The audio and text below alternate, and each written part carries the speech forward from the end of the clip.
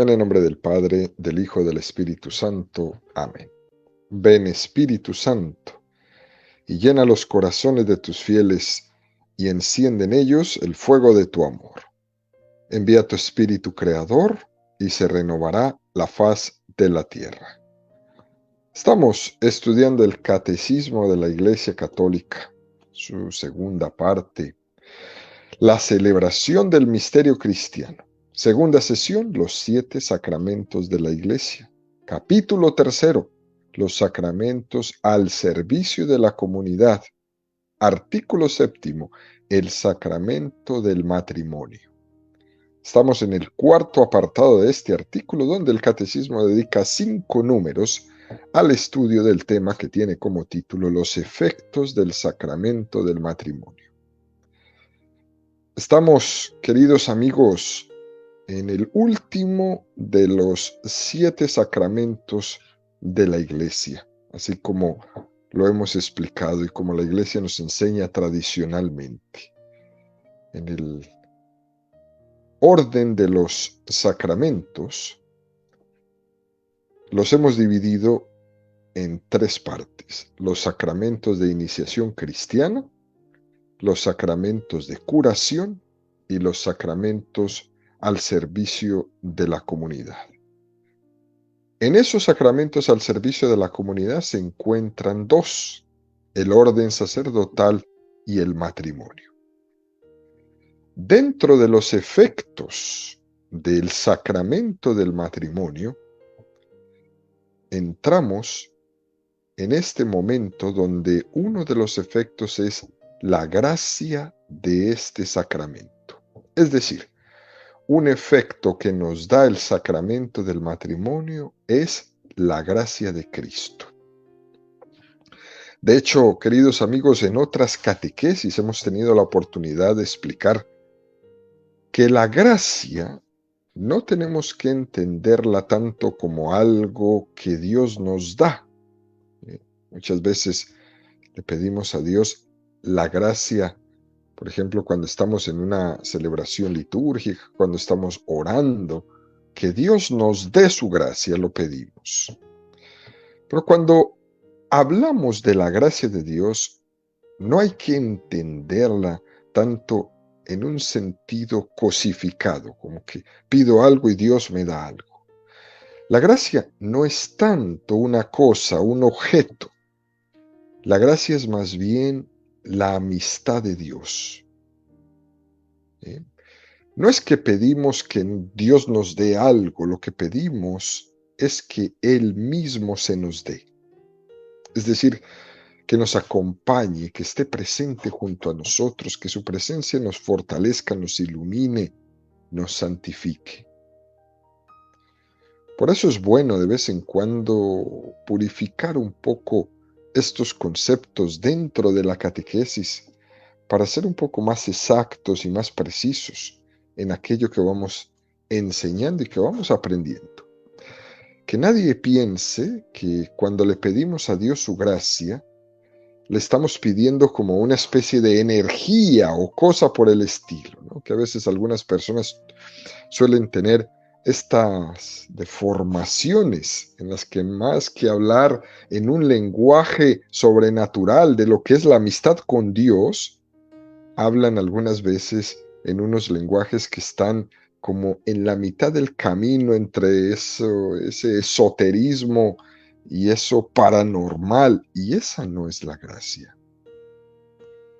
Por eso hay que echar fuera todo este tipo de conceptos que no son religiosos, que no son teológicos. La gracia de Dios es el mismo Dios que se nos da y que nos acompaña con su amistad. Hecha esta aclaración, el día de hoy el Catecismo nos invita a profundizar en el número 1641. La gracia de este sacramento. Dice el número 1641 del Catecismo de la Iglesia Católica: en su modo y estado de vida, los cónyuges cristianos tienen su carisma propio en el pueblo de Dios. Esta gracia propia del sacramento del matrimonio está destinada a perfeccionar el amor de los cónyuges, a fortalecer su amistad indisoluble. Por medio de esta gracia, se ayudan mutuamente a santificar con la vida matrimonial, con la vida conyugal y en la acogida y educación de los hijos. Es un número muy hermoso este que nos presenta el catecismo en esta mañana con esta afirmación principal que es tan interesante. El matrimonio es un estado de vida que tiene su propio carisma. Vamos a centrarnos en esta palabra carisma. Es un carisma propio y a veces cuando hablamos de carismas tenemos que reconocer que se nos viene casi siempre a la mente otro tipo de realidades, como es por ejemplo el carisma que tienen los padres jesuitas o el carisma de las religiosas consagradas, las clarisas, o el carisma misionero de los franciscanos. Y algunas veces no nos damos cuenta que también en el estado de la vida matrimonial, en el modo de vida del matrimonio, hay un carisma. Es decir, Dios me ha elegido, me ha amado de esta forma concreta. Esta es la forma concreta que Dios ha querido para mí. Y es en ese estilo, en este modo de santificación, que Él me ha pensado. Como sabemos, todos tenemos una vocación al seguimiento de Jesucristo en nuestra vida, todos, una vocación radical. Pero lo que sucede es que no hemos sabido distinguir entre la vocación dentro de la vocación. ¿A qué me refiero con esto? Una cosa es la vocación de cristianos. Todos los bautizados la tenemos. Pero luego es verdad que uno tiene que ir descubriendo qué camino concreto quiere Dios para mí dentro de esa vida cristiana. Y uno se pregunta, ¿qué camino concreto es ese que Dios quiere para mí? ¿Qué camino es el que yo tengo que ir descubriendo? Fíjense, queridos amigos, la pregunta no es ¿qué camino es el camino que a mí me gusta más? Esa no es la pregunta. La pregunta es, ¿qué es lo que Dios quiere para mí? ¿Qué camino es el que Dios tiene pensado para mí? Y de alguna manera sucede que cuando lo vamos descubriendo, uno se va dando cuenta que desde toda la eternidad Dios había pensado eso para mí. Y lo mejor de todo es que uno descubre que ahí es donde se siente a Dios. Porque es que te lo tenía reservado para que te santificaras. Por ejemplo, usaré un pequeño cuento. Ustedes recuerdan ese extraordinario cuento de la Cenicienta. Ese cuento de Charles Perrault de 1697, en donde había un zapato que había que ver en qué pie encajaba bien. Y lo van probando entre una y otra dama y una y otra, y en ningún pie encajaba bien. Hasta que al final se le prueba a la Cenicienta, con esa expresión de Cenicienta, la despreciada de todos, ¿no? Y cuando se lo prueban a la Cenicienta, le encaja perfectamente en su pie. Ese zapato estaba hecho para ella. Esta es una buena comparación para entender que cada uno de nosotros tiene un carisma propio, pero que lo tiene que ir descubriendo. El ejemplo que hemos puesto de la Cenicienta podría tener algo de incorrecto, ¿no? Porque claro, eh, uno no descubre su vocación porque le cuadre perfectamente con el gusto. Es posible que lo que Dios tiene reservado para mí en el principio, en vez de sentirme cómodo con ese zapato o que me cuadre perfectamente en la horma de mi pie, puede ser que al principio me haga daño, me talle, me fastidie, incluso me saque una ampolla. Por ejemplo, no todo el mundo que siente la llamada a la vida consagrada, por ejemplo, recibe esa llamada de una manera gustosa. Es decir, a un señor sacerdote, a una religiosa que siente la llamada, no siempre le va a ser gustosa esa llamada de dejar todo para seguir al Señor, por más maravilloso que suene. Puede ser que al principio esa llamada le resulte incluso un poco desagradable porque le rompe sus esquemas. Pero según va escuchando más y más la voz de Dios, el Señor va adecuando su sensibilidad a esa llamada.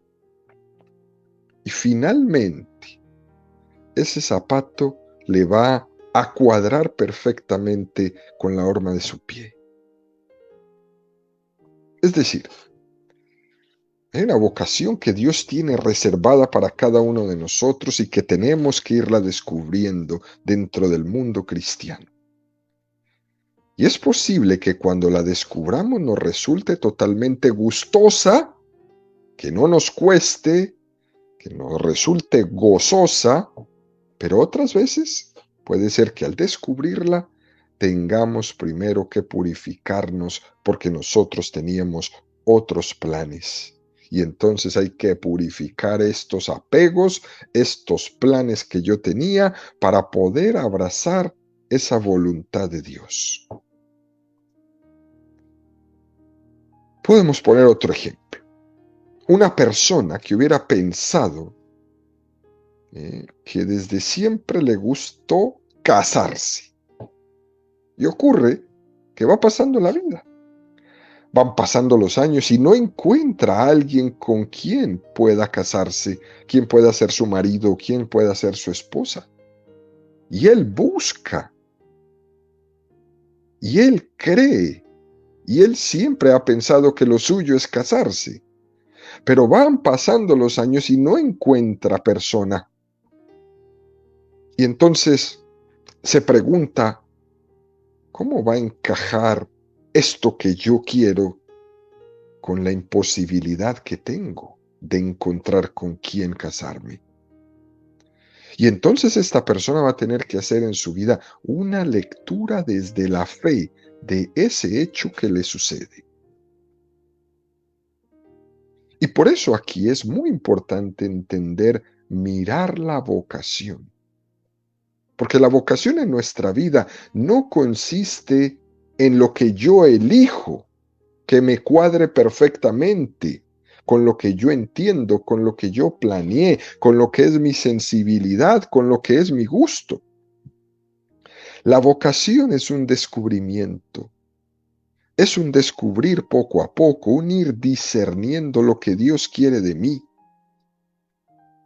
Y eso en algún momento puede ser gustoso y en otro momento puede ser muy, pero muy difícil. Es posible, como hemos dicho antes, queridos amigos, que ese zapato me encaje tan bien que parece que lo he estado esperando siempre. O es posible que ese zapato me cueste encajarlo porque parece que me roza, que me incomoda un poco. Pero ante esto, queridos amigos, no dejes entrar la duda. Es tu zapato. Es la vocación que Dios había pensado para ti. Lo importante no es lo que tú has soñado, no es lo que tú has pensado, sino lo que Dios tiene reservado para ti. Ese carisma concreto. Por eso es muy importante entenderlo así. Es decir, en nuestra vida, nosotros no somos inventores, nosotros somos descubridores de ese designio que Dios tiene reservado para mí, pero yo tengo que ir a descubrirlo. Yo no lo invento, yo no lo fabrico a mi gusto, a mi medida, a mi conveniencia, según mis sueños, según mis anhelos. Yo lo voy descubriendo. Y como cristiano que soy, que confío plenamente en la voluntad de Dios, me fío más de los designios de Dios que de mis sueños y mis planes. Soy un cristiano convencido totalmente de esto. Prefiero un designio de Dios, aunque me resulte un poco mortificante, porque es la voluntad de Dios, que un sueño mío cumplido que no sea la voluntad de Dios. Porque, ¿de qué me sirve un sueño hecho realidad si no coincide con la voluntad de Dios? ¿De qué me sirve? Al final voy a terminar mi vida siendo un desgraciado. No voy a ser feliz, porque voy a estar compitiendo con mi sueño, mis aspiraciones, mis deseos, totalmente contrarios a los deseos de mi Creador. Por eso, queridos amigos, es muy interesante que reafirmemos esta frase. Prefiero un designio de Dios aceptado por mí, aunque me resulte mortificante, a un sueño mío hecho realidad si no es la voluntad de Dios. Voy a preferir siempre lo primero. Y esto tenemos que decirlo una y otra vez a los niños, a los jóvenes, a las parejas que se preparan para el matrimonio. El matrimonio, como todas las vocaciones, es un carisma. Es un carisma propio, no está hecho para todo el mundo. Es un designio, porque Dios tiene para cada uno de nosotros un carisma, y así es como tenemos que entenderlo.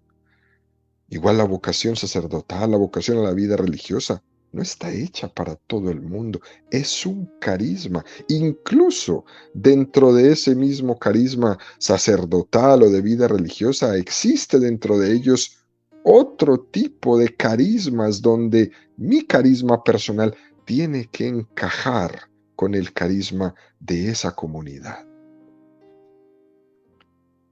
Es un carisma propio. Es la forma en la que Dios ha pensado desde siempre para que yo me santifique.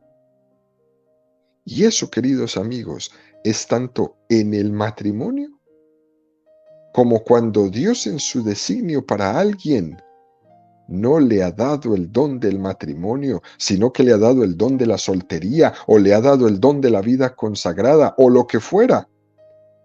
Ante eso tenemos nosotros que hacer la misma interpretación, queridos amigos.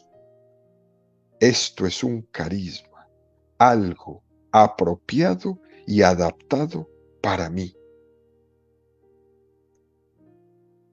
Dentro de esta belleza de cómo Dios nos piensa, cómo nos regala este carisma, hay que hacer un pequeño matiz en la palabra carisma que es muy importante. Que no es la voluntad de Dios en genérico, sino en concreto para mí. En mi caso particular, ¿qué es lo que Dios quiere para mí? Pero claro, está muy bien decir que el matrimonio es una vocación maravillosa, o el sacerdocio es una vocación maravillosa, o la vida consagrada es una vocación maravillosa. Sí, sí, está muy bien decirlo. Pero en mi caso concreto, ¿qué es lo que Dios tiene reservado para mí?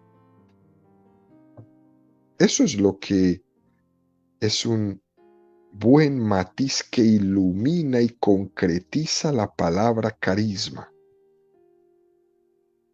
¿Qué es lo que Dios tiene reservado para mí? Y continúa este número del catecismo diciendo que esta gracia propia del sacramento del matrimonio está destinada a perfeccionar el amor. ¿Qué finalidad tiene este carisma? Perfeccionar el amor. Toda nuestra vida, la vida de un cristiano, toda es una escuela de amor. Uno aprende a amar todo el tiempo. Todos en la vocación que fuera, y muy en concreto en la del matrimonio, hay una perfección del amor muy particular. Porque uno ama, no según su capacidad de amar, ni según su criterio, ni según su estilo, ni según su sensibilidad. Amar en comunión con otra persona y de esa manera, amando en comunión, aprender a enriquecerse de una forma particular. Esto es muy, muy especial. También pasa en la vida religiosa, en la vida de la comunidad, porque mi forma de amar a Dios queda muy enriquecida por la forma como amo a mi comunidad religiosa. Porque ese es el carisma que Dios me mostró para que yo pueda desarrollar mi carisma personal. ¿Y cómo no amar esa comunidad? También en el matrimonio se aplica igual. Hay una vocación y hay un carisma para cumplir esa vocación y eso nos enriquece nuestra capacidad de amar. Por eso a una mamá o un papá que le dicen que su hijo necesita un riñón, son los primeros que dicen yo lo dono.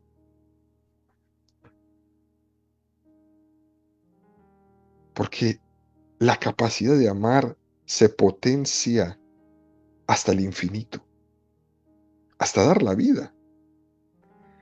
¿Cuántas madres que me están escuchando si les dirían su vida o la de su hijo no estarían dispuestas a decir la mía? Hasta allá somos capaces. Y la mía una y otra vez, pero no la de mi hijo o de su pareja, de su esposo, de su esposa. Y después el catecismo le va a añadir a esta belleza la fresa de este pastel. Fortalecen la unidad indisoluble del amor.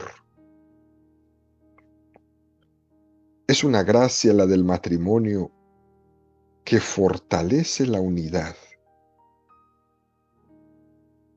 Frente a esa tendencia que tenemos, fruto del pecado original y de nuestro pecado personal, a separarnos, a disgregarnos, esta gracia fortalece la unidad indisoluble del amor. El pecado original abre un proceso, una dinámica de ruptura de la comunión. Lo hemos visto en Adán y en Eva, en el libro del Génesis, en el relato del pecado. En el mismo momento que han pecado, ya se están disgregando, ya se están echando la culpa, ya están rompiendo su unidad. Y es por esto, precisamente, queridos amigos, que la gracia del sacramento del matrimonio viene a nuestro auxilio, a restaurar esa herida de mi pecado. a regresarme la unión, a regresarle al hombre y a la mujer esa unión. La gracia del sacramento del matrimonio es una gracia de comunión, de tener una unión indisoluble. Y por eso el catecismo nos dice, por medio de esta gracia se ayudan mutuamente a santificarse. Y es una información muy interesante a nuestros oídos, queridos amigos. El ver, el saber que ese matrimonio es para ayudar a santificarse mutuamente, como uno de los fines del matrimonio. Uno se casa para tener hijos, para poblar la tierra, sí, y después para santificarse, para ser un instrumento de santificación para la otra persona. Y ante esto tenemos que hacer un acto de fe y decir, Dios para santificarme ha querido hacerlo a través de esta vida matrimonial. Dios para santificarme ha querido hacerlo a través de mi esposo, a través de mi esposa. Porque hay veces, queridos amigos, tenemos la tentación, esa tentación que dice, si yo viviera solo, si yo viviera sola, si yo me fuera a un convento o a un monasterio, si yo hubiera sido cura, si yo no tuviera el agobio de tener esta casa, este marido, esta esposa, etcétera, etcétera, esta familia, estos hijos, si yo pudiera de una manera liberarme de estos condicionamientos, yo podría entregarme más a Dios. Mentira, tentación. Esa tentación hay que rechazarla, hay que desenmascararla radicalmente. Y eso se hace con un acto de fe. Un acto de fe que me lleve a decir, concretamente, es el escenario en el que Dios quiere que yo me santifique. Pensar que mi matrimonio no es un obstáculo que yo tengo que vencer. No es un obstáculo con una serie de dificultades y asignaciones y tareas que yo voy venciendo para luego santificarme. No, eso no es el matrimonio. El matrimonio lo que es el escenario, el lugar donde a través de Dios quiere que me santifique.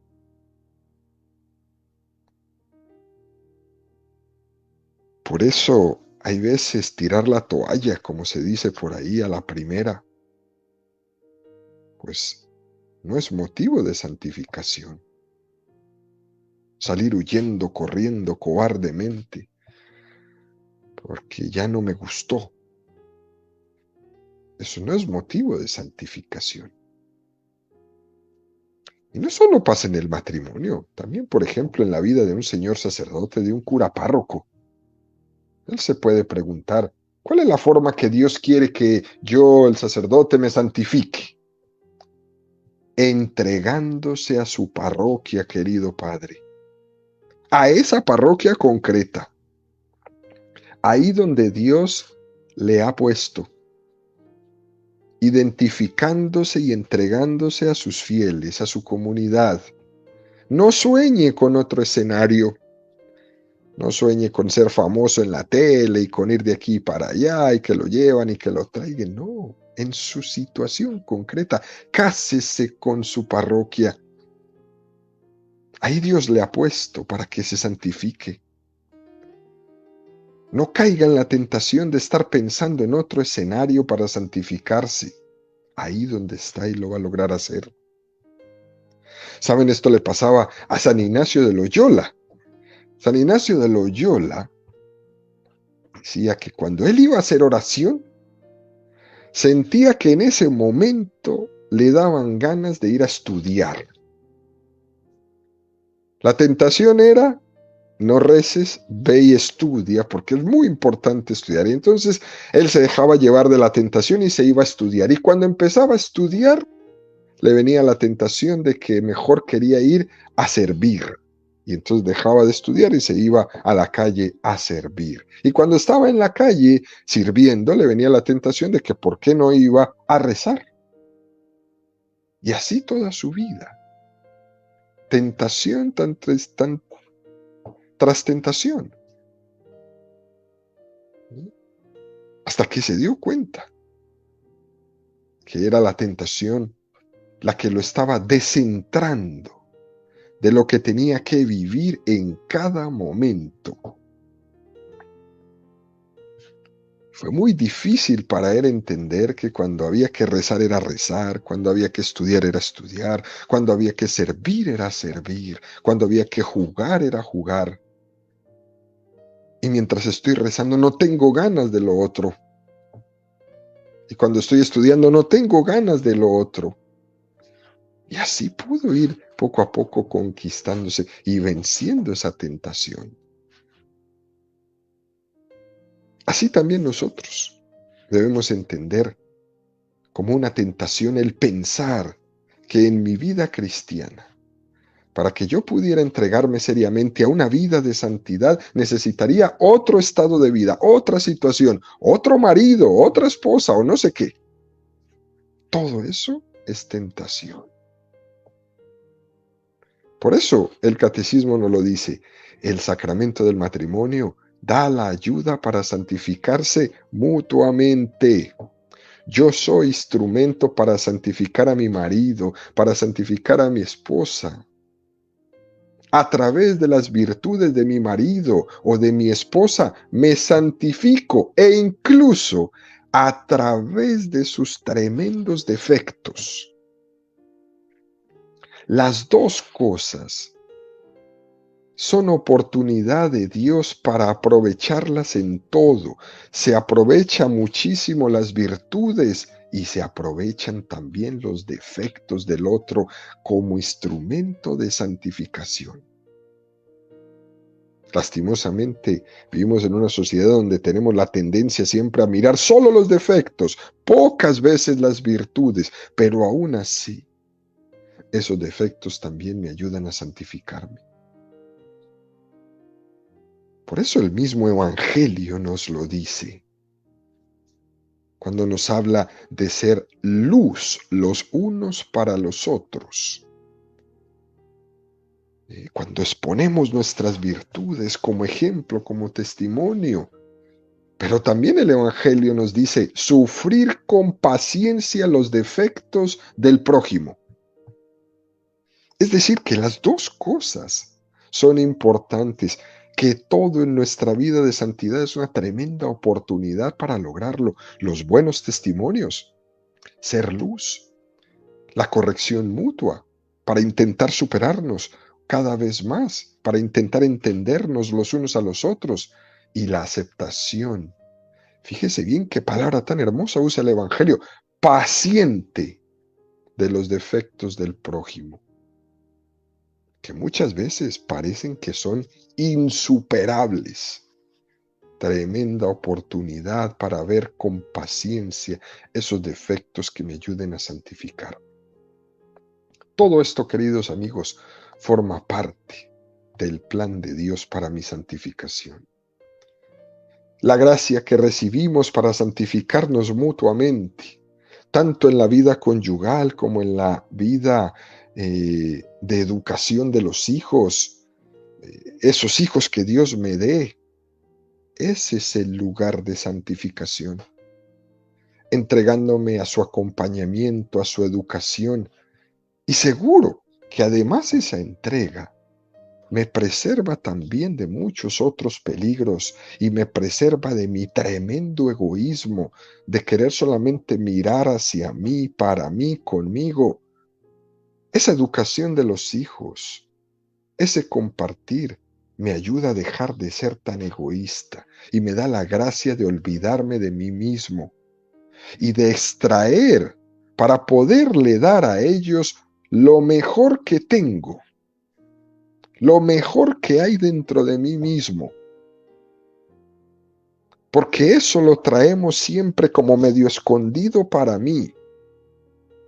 Y gracias al matrimonio, y gracias a los hijos, y gracias al proceso de educación, el Señor nos concede la oportunidad de sacar todo eso y que me sirva como instrumento de santificación en esa entrega. Es una gracia que me quita el egoísmo. Qué cosa más bella. En resumen, queridos amigos, no olvidemos lo que nos dice el catecismo en este número 1641, que es algo básico que debemos tener presente en esta gracia del sacramento del matrimonio, que es una gracia que Dios nos da de santificarnos viviendo nuestro propio carisma pensado por Dios para cada uno de nosotros.